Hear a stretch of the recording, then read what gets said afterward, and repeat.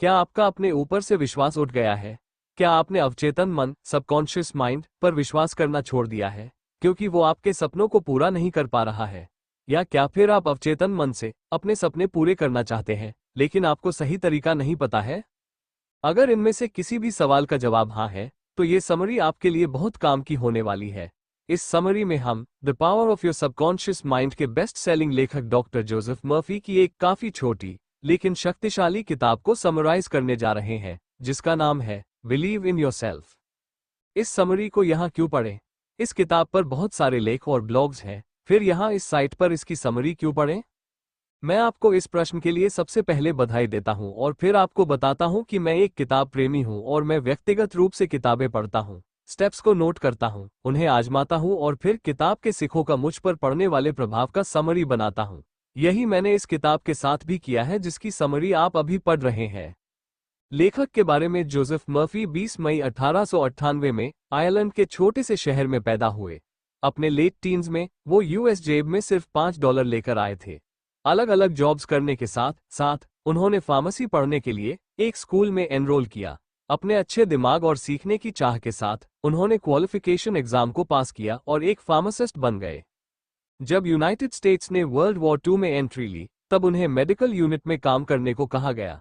उस समय उन्होंने धर्म में बहुत रुचि दिखाई और दूसरे धर्मों के बारे में बहुत ज्यादा पढ़ने लगे। अपनी पढ़ाई से जोसेफ काफी सारे एशियन धर्मों में रुचि रखने लगे और उनके बारे में गहराई में सीखने के लिए वो भारत आ गए। उन्होंने उन सारे धर्मों को उनकी शुरुआत से पढ़ना शुरू किया। बाइबल में जोसेफ का मतलब है अनुशासित या नियंत्रित कल्पना। ये दिमाग की बुनियादी सुविधाओं में से एक है। इसके अंदर आपके आइडियाज को असलियत में बनाने की ताकत है। कल्पना एक ऐसा साधन है जो कि महान वैज्ञानिक, कलाकार, भौतिक विज्ञानी, आविष्कारक और मिस्टिक्स ने उपयोग किया है। जब दुनिया ने कहा कि ये असंभव है, ये नहीं हो सकता, तब इमेजिनेशन के साथ वाले इंसान ने बोला ये हो गया है। एक महान बिजनेसमैन ने लेखक को बताया कि कैसे उन्होंने एक छोटी सी दुकान से शुरू किया। उन्होंने कहा कि वो एक बड़ी कॉर्पोरेशन का एक सपना देखते थे जिसकी ब्रांचेस पूरे देश में है। उन्होंने ये भी कहा कि वो नियमित रूप से अपने दिमाग में बड़ी फैक्ट्रीज, स्टोर्स और इमारतों की तस्वीर बनाते थे क्योंकि उन्हें पता था कि वो दिमाग की एल्केमी के जरिए सच हो सकते हैं। वो अमीर हुए लॉ ऑफ अट्रैक्शन के जरिए। विचार, दोस्त, पैसा, वो सब कुछ जो उन्हें अपने सपनों को सच करने के लिए चाहिए था, वो आकर्षित करने लगे। उन्होंने अपनी कल्पना में बीज बोया, फिर वो इन सारे मेंटल पैटर्न्स के साथ जीने लगे जब तक इमेजिनेशन ने उन्हें सच नहीं कर दिया। एक चीज जो लेखक को अच्छी लगी जो इस बिजनेसमैन ने कही थी, अपने आप को सक्सेसफुल इमेजिन करना फेलियर को इमेजिन करने जितना आसान है, लेकिन कहीं ज्यादा इंटरेस्टिंग है। इमेजिनेशन के ऊपर बहुत सारे कलर्स के कोटिंग होते हैं। कोटिंग का मतलब है साइकोलॉजिकल कवरिंग। आपके साइकोलॉजिकल कपड़े हैं मेंटल एटीट्यूड, मूड और फीलिंग्स जो आप एंटरटेन करते हैं। आपका दोस्त जो गरीब है, आप उसे अमीर देख सकते हैं। आप उसका चेहरा खुशी से खिला हुआ देख सकते हैं। जब आप कोई भी विचार या इच्छा कल्पना करते हैं तो ये उसे सच बना सकती है। जहां पर अबंडेंस की कमी है, आप वहां अबंडेंस को कल्पना कर सकते हैं। जहां पर लड़ाई है, वहां पर शांति की कल्पना कर सकते हैं और जहां पर बीमारी है, वहां पर स्वास्थ्य की कल्पना कर सकते हैं। अपनी कल्पना से आप 10,000 मील दूर से अपनी मां की अदृश्य आवाज को सुन सकते हैं। आप उन्हें स्पष्ट रूप से देख सकते हैं, जैसे कि वो आपके पास ही है। ये गजब की ताकत आपके अंदर है। आप इस शक्ति को विकसित और कल्टिवेट करके सफल और अमीर बन सकते हैं। सही मानसिक रवैया, एटीट्यूड क्या है? लेखक यहाँ पर एक कहानी शेयर करते हैं। काफी साल पहले लेखक ने पुनर्जन्म पर एक लेख प्रिंट किया था। ये पैम्फलेट्स एक बुक स्टोर के बाहर लगाए गए जहां पर लेखक लेक्चर्स देते थे। शुरुआत में काफी कम पैम्फलेट बिके क्योंकि जो सेल्स गर्ल थी वो पैम्फलेट के कंटेंट को पसंद नहीं करती थी। लेखक ने फिर उन्हें पुनर्जन्म का मतलब बाइबल से समझाया। वो सब कुछ समझ गई और बुकलेट्स के बारे में उत्साही हो गई और लेखक के लेक्चर खत्म होने तक वो सारे बिक गए और लेखक ये देखकर हैरान रह गए। ये एक सही मेंटल एटीट्यूड का उदाहरण है। आपके मेंटल एटीट्यूड का मतलब है कि आपका रिएक्शन लोगों, परिस्थितियां और आपके आसपास की स्थितियों के साथ, आपके कोवर्कर्स के साथ क्या रिश्ता है। क्या आप लोगों, जानवरों और यूनिवर्स के साथ फ्रेंडली है? क्या आपको लगता है कि यूनिवर्स आपके साथ बुरा कर रहा है? संक्षेप में, आपका रवैया क्या है? अब अगर आपका रवैया सही नहीं है तो आप उसे ठीक कैसे कर सकते हैं? चलिए देखते हैं कि आप ये कैसे कर सकते हैं। सही मानसिक रवैया, एटीट्यूड का विकास आप एक सही मेंटल एटीट्यूड तब डेवलप कर सकते हैं जब आप ये महसूस करते हैं कि कुछ भी बाहर का आपकी मर्जी के बिना आपको परेशान या चोट नहीं पहुंचा सकता। आप ही अपनी दुनिया के एक अकेले विचारक हैं और आपको कोई भी गुस्से में या दुख में आपकी मर्जी के बिना नहीं भेज सकता। ये जाने कि आप अपनी सोचने वाली दुनिया के मास्टर हो। इमोशंस थॉट्स को फॉलो करते हैं, इसलिए आप अपने ऑर्बिट में सुप्रीम हो। क्या आप दूसरों को खुद को प्रभावित करने देते हैं? क्या आप अखबार की हेडलाइन या फिर लोगों के मजाक से परेशान हो जाते हैं? अगर ऐसा है तो आपका रवैया गलत है और आपको इसे बदलने की जरूरत है। क्या आप दूसरों की बुराइयों के बारे में सोचते हैं? अगर हाँ, तो आपके अंदर जो इमोशन क्रिएट होते हैं उसे नोटिस करें। वो नकारात्मक होंगे और आपकी सेहत और समृद्धि के लिए खराब होगा। चलो कल्पना करो कि दूसरा इंसान मतलबी, झूठा है और तब उस भावना को नोटिस करें जो आपके अंदर उत्पन्न होता है। अब स्थिति को उल्टा कर दें और उसी इंसान को सच्चा, सिंसियर और प्यार करने वाला इमेजिन करें, और फिर जो आपके अंदर इमोशन जनरेट होता है उसे नोटिस करें। क्या ये पॉजिटिव है? तो फिर क्या आप अपने एटीट्यूड के मास्टर नहीं हो? असलियत में पूरी बात की सच्चाई ये है कि आपकी जिंदगी के प्रति रवैया इस बात से तय होता है कि आपका भगवान के प्रति क्या नजरिया है। अगर आपका नजरिया है कि भगवान स्पिरिचुअल पावर है और वो आपको हमेशा रास्ता दिखा रहे हैं और आपको अमीरी की तरफ लेकर जा रहे हैं, तब आप दुनिया को एक पॉजिटिव और अफर्मेटिव तरीके से देख रहे होंगे। एक 16 साल का स्कूल जाने वाला लड़का लेखक से आकर बोला कि मेरे बहुत गंदे ग्रेड्स आ रहे हैं, मेरी याददाश्त फेल हो रही है, मुझे नहीं पता कि बात क्या है। लेखक कहते हैं कि जो चीज गलत थी वो उसका रवैया। उसने ये जानकर एक नया रवैया अपनाया कि उसकी पढ़ाई एक अच्छे कॉलेज में एंट्री लेने और एक एडवोकेट बनने के लिए कितनी जरूरी है। उसने रोज प्रार्थना करना शुरू किया, जो सबसे तेज तरीका है अपनी मानसिकता को बदलने का। इस लड़के ने यह समझा कि उसके अंदर एक आध्यात्मिक शक्ति है। उसने ये दावा करना शुरू भी किया कि उसकी मेमोरी बिल्कुल परफेक्ट है और इन्फिनिट इंटेलिजेंस उसे हमेशा वो चीज बताती है जो उसे जानने की जरूरत है। उसने दूसरे शिक्षकों और छात्रों के लिए प्यार और सद्भावना महसूस करना शुरू किया। ये लड़का अब उस आजादी को एंजॉय करता है जो पहले कभी की ही नहीं, और ऐसा आप भी कर सकते हैं। कल्पना शक्ति, हमने पहले भी कहा है कि हमारे सारे मेंटल एटीट्यूड्स हमारी इमेजिनेशन से कंडीशनड होते हैं। अगर आप इमेजिन करते हैं कि आज का दिन बहुत खराब होगा, कि आज का बिजनेस बहुत खराब होगा, कि आज बारिश होगी, कि कोई भी कस्टमर आपके स्टोर में नहीं आएंगे, तब आप अपनी नेगेटिव इमेजिनेशन का रिजल्ट देखेंगे। उन सारी चीजों को इमेजिन करें जो सुंदर है, नेक है और अच्छी है। आपकी जिंदगी के प्रति पूरा भावनात्मक रवैया बदल जाएगा। आप जिंदगी के बारे में क्या कल्पना करते हैं? क्या आपकी जिंदगी खुशी से भरी होगी या फिर पूरी जिंदगी परेशानियों से घिरी होगी? ये सच में इंसान के कल्पना करने वाले दिमाग से ही है जिनसे सारे धर्म जन्मे। इमेजिनेशन से ही टीवी, रेडियो, सुपर जेट और सारे आधुनिक आविष्कार इस दुनिया में आए हैं। आपकी कल्पना इन्फिनिटी का एक खजाना है जिससे सारे चुनिंदा गाने, कला, कविता और आविष्कार निकलते हैं। इमेजिनेशन के बारे में और डिटेल में समझने के लिए आप the power of your subconscious mind किताब की समरी पढ़ सकते हैं। इसका लिंक ठीक नीचे दिया गया है। Hindi summary, the power of your subconscious mind by doctor Joseph Murphy. एक बिजनेसमैन जिसका बिजनेस आगे बढ़ रहा है, लेकिन अगर वो नेगेटिविटी में फंसा रहता है तो यह इमेजिनेशन के गलत इस्तेमाल का उदाहरण है। वो ऑफिस से घर आता है, अपने दिमाग में विफलता की एक मोशन पिक्चर बनाता है, अपने बैंक अकाउंट को खाली देखता है, अपने घर और बिजनेस को बदलते हुए देखता है। अगर वो हमेशा इस पिक्चर में घुसता रहा तो वो पक्का फेलियर को अपने पास ला रहा है। उसके पास सफलता और असफलता की चॉइस है, लेकिन उसने असफलता को चुना। ये है कल्पना की ताकत। जो लोग फालतू की चिंताएं लेते हैं वो लोग कभी भी कुछ अच्छा या प्यारा नहीं सोच सकते। वो ये जानते हैं कि कुछ बुरा या बर्बाद करने वाला होने वाला है। वो आपको एक भी कारण नहीं दे सकते कि क्यों कुछ अच्छा होना चाहिए, लेकिन वो उन खतरनाक कारणों के साथ तैयार रहते हैं कि क्यों कुछ बुरा होना चाहिए। अब आप पूछ सकते हैं कि ऐसा क्यों है? लोग नकारात्मक क्यों सोचते हैं? इसका कारण सरल है। ये लोग आदतन नकारात्मक होते हैं, यानी कि उनकी काफी ज्यादा सोच नकारात्मक और विनाशकारी प्रकृति की होती है। और जैसे जैसे ये नकारात्मक विचारों की आदत बनाते हैं तो वो अपने अवचेतन मन को भी नकारात्मक स्थिति में करते हैं। तो अभी ही चुन ले, रचनात्मक रूप से सोचना शुरू करें। सोचने का मतलब बोलना है। आपके विचार आपके शब्द हैं। अपने शब्दों को शहद जैसा मीठा बनाओ जो तुम्हारे कानों के लिए मीठा हो।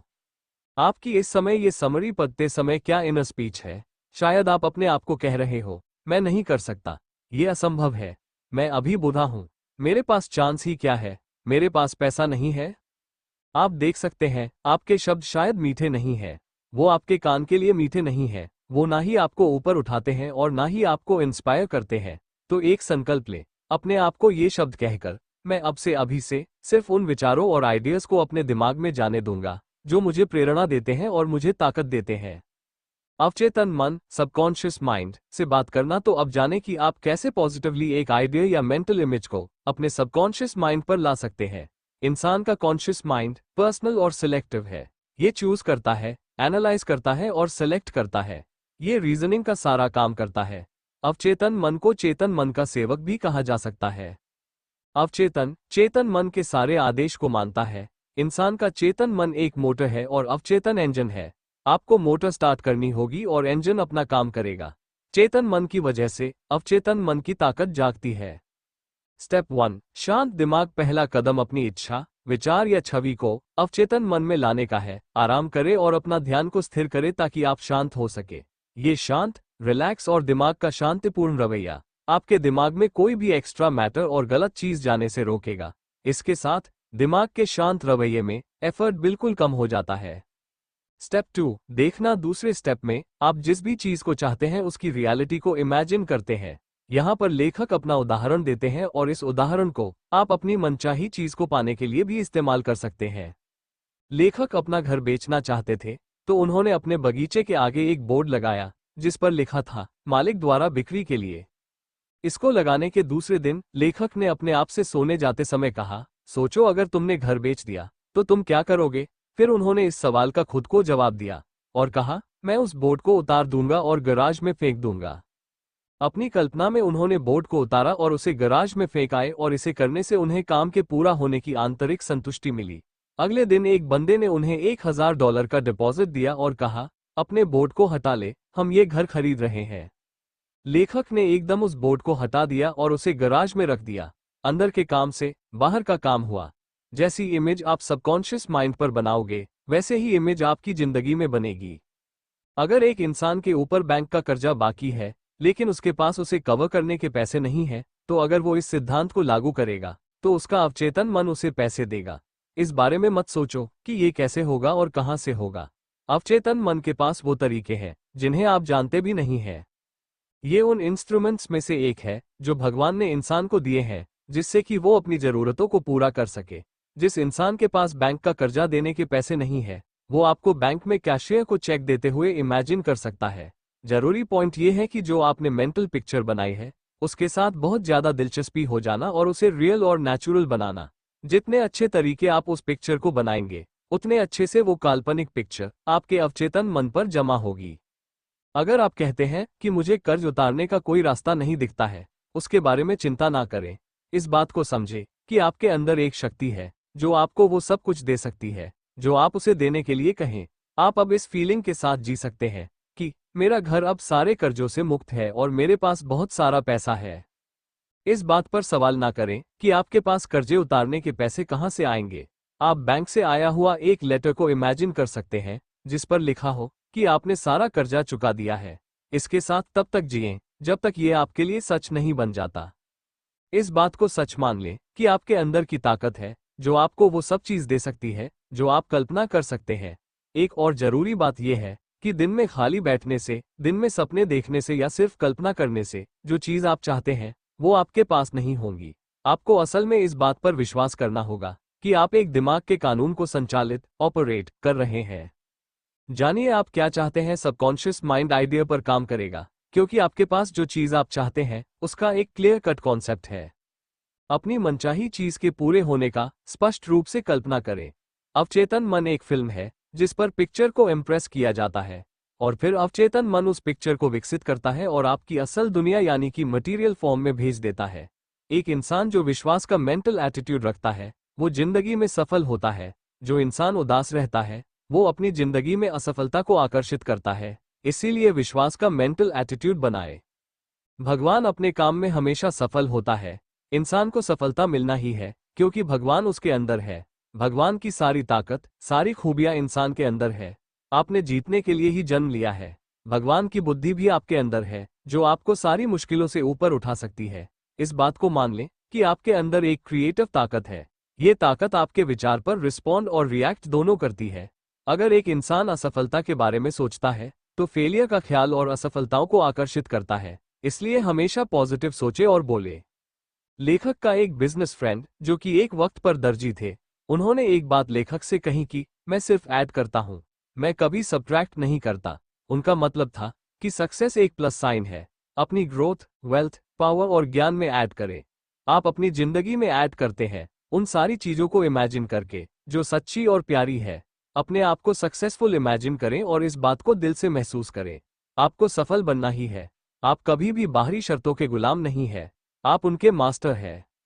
निष्कर्ष मित्रों, आपने अभी अभी इस समरी के रूप में एक चमत्कार को अपने सामने प्रकट होते देखा। अपार संभावनाओं के अपने रिजर्वोयर में जाइए और आप कुछ भी सोच सकते हैं और वैसा बन सकते हैं जैसा आप कभी चाहते थे। सिर्फ सोचिए, सकारात्मक बनिए और चमत्कार होना तय है, क्योंकि आप इस यूनिवर्स की रचना है। बिलीव इन योरसेल्फ किताब की समीक्षा, बुक रिव्यू। ये किताब उन सभी के लिए है जो जीवन के किसी भी पहलू में ब्लॉकेजेस देख रहे हैं। इस किताब में मेंशन्ड अवचेतन मन, सबकॉन्शियस माइंड तक पहुंचने के लिए सरल और स्पष्ट कदम मन पर विजय प्राप्त करने और जीवन को वास्तव में घटित होने वाला बनाने के लिए बहुत उपयोगी होंगे।